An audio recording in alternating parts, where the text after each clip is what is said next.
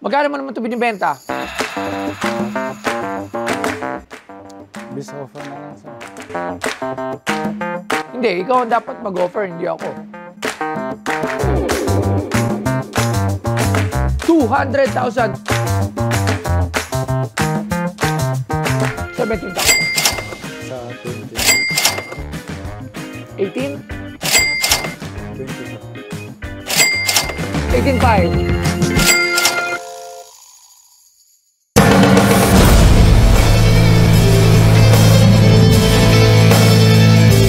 Ato, sino next natin? Boss, magandang hapon. Ayan, magandang hapon din po. Pasok po. Sir, lagyan na natin to. Ano pa pangalan nila? Rinaldo po. Reynaldo, taga saan si Reynaldo? Taga Baguio po. Wow, Baguio. So, galing ka pa ron. Opo. Ano yung dala mo sa atin? Tignan natin. Sapatos? Hindi. Hindi po. Matchbox po. Laruan. Wow. Matchbox na lumang-luma, Aba. Parang kahon ng posporo.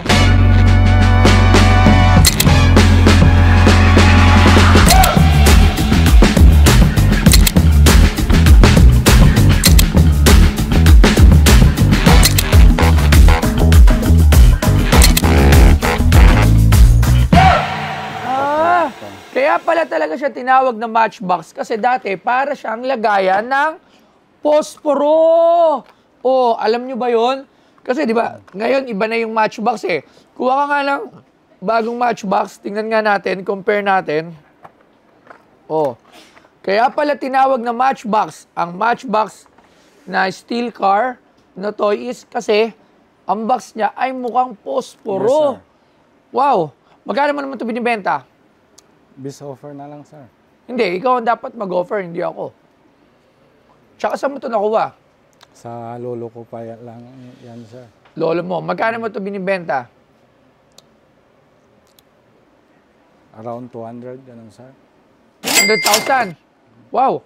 200,000. 3, 6, 9, 10, 11, 12. So, tatawag tayo ng expert, ha?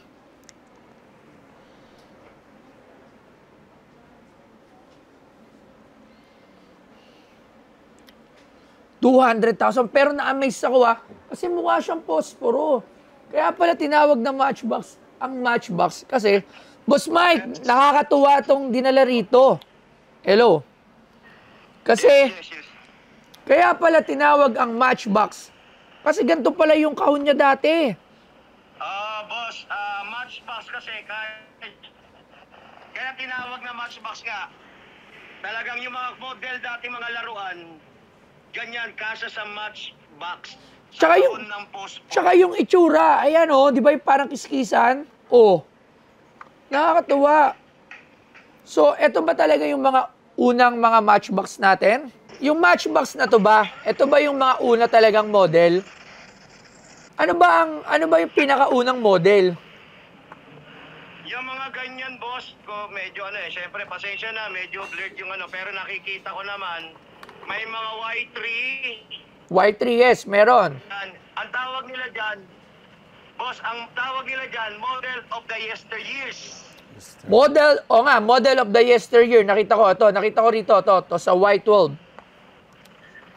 Ayan. Yung mga iba niyan, halos mga first release from 1950s.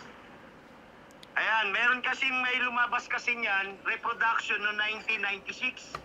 Kita mo, 10,000 isa, Meron binibenta 10,000 isa, nakalagay price. Totoo ba to? Noon pa yan. Magkano ba ang Hindi naman. Hindi naman. Magkano ang bentahan nito? Katulad dito, napakaliit,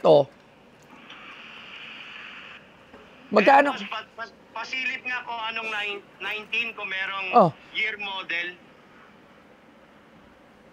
Kasi yung mga ganyang brand niya, Lesney. Lesney nga. Pero walang nakalagay na year, Paano mo nalamang Lesney? Ang galing mo, More or less, pag Lesney yan, around 60s. 60s. Asan isang back? Isang count, gulong? Naglag. Kulang pa isang gulong mo, Around 60s yan, boss. Naglag. So, magkano naman yung ganito? Oo nga, ayan, 1967, no? Catalog. Ayan. May catalog. Ayan, may catalog. Okay yan. Magandang ano yan. Pero yung kasi, marami kasing mga ginawa yan. Ang mga medyo mahal, yung ng model from the yesteryears, yung mga kalesa, Meron! May kalesa, Rolls Royce. ayan, mga Rolls Ayan, Royce. Spiker Tourer. 2004. Ayan, may mga Ayan, ganyan. Simplex. Ayan. Puro ganun, puro parang kalesa yung datingan. Yan, medyo, yung ganyan Plastic. naka-plastic na ganyan, medyo mas bago yan, boss. Oo, eto. Ang mahal dyan, yung naka-box na yan, yung tinatawag na, Matchbox. Yan yung naka-box ng matchbox, parang gano'n. Wow, ganda naman ito. Sayang to, kulang na isang gulong, Tulad yan, kulang na isang gulong. Yan lang naman. Oo. Rubber yata yan, boss. Rubber nga. Magkano naman yung ganito, Boss Mike? At ano ba ang value nito sa Toy World? Gusto ko malaman kasi... Yung mga ganyan, yung naka-box na may plastic, Y3, nagre-range siya ng around 500 to 1,500 ang isa. Eto. Tapos, yan, mga depende sa model kasi yan, boss Actually, Sige. parang gulatan tong hindi ko naman nakita siya. Pero yun nga, nagkaroon din kasi ako ng... So, itong mga nakabox na yan,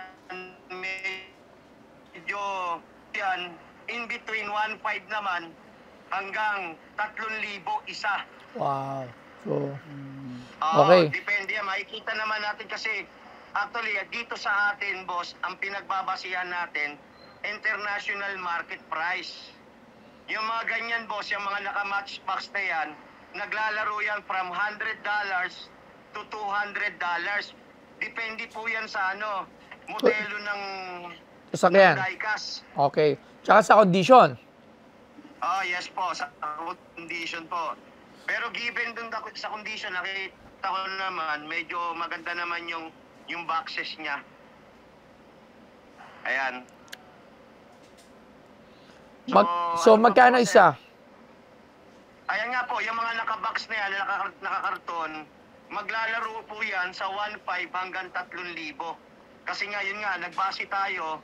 Actually, dito sa atin, may mga grupo ng mga diecast collector na mga nagbebenta niyan.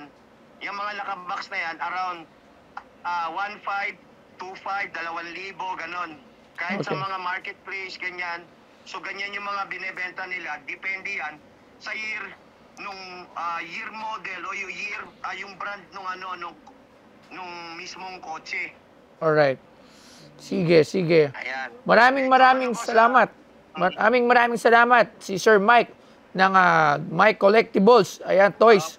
Ayan. Pasensya na, nasa biyahe ako kanina. Walang problema, Sir Mike. Ang ganda lang. Nagulat lang kasi ako. Ngayon lang ako nakakita nito at natuwa ako dahil mukha talaga siyang posporo. Kaya pala matchbox. Ito yung tinatawag na right name with the right branding. Talagang kumbaga, di ba, pinag-isipan, no? Ang galing. So, maraming salamat, Sir Mike.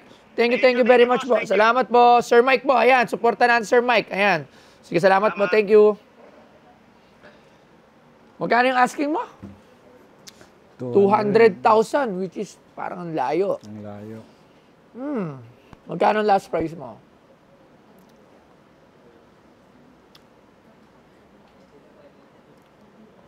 Kayo na lang, sir. Anong bis offer niyo?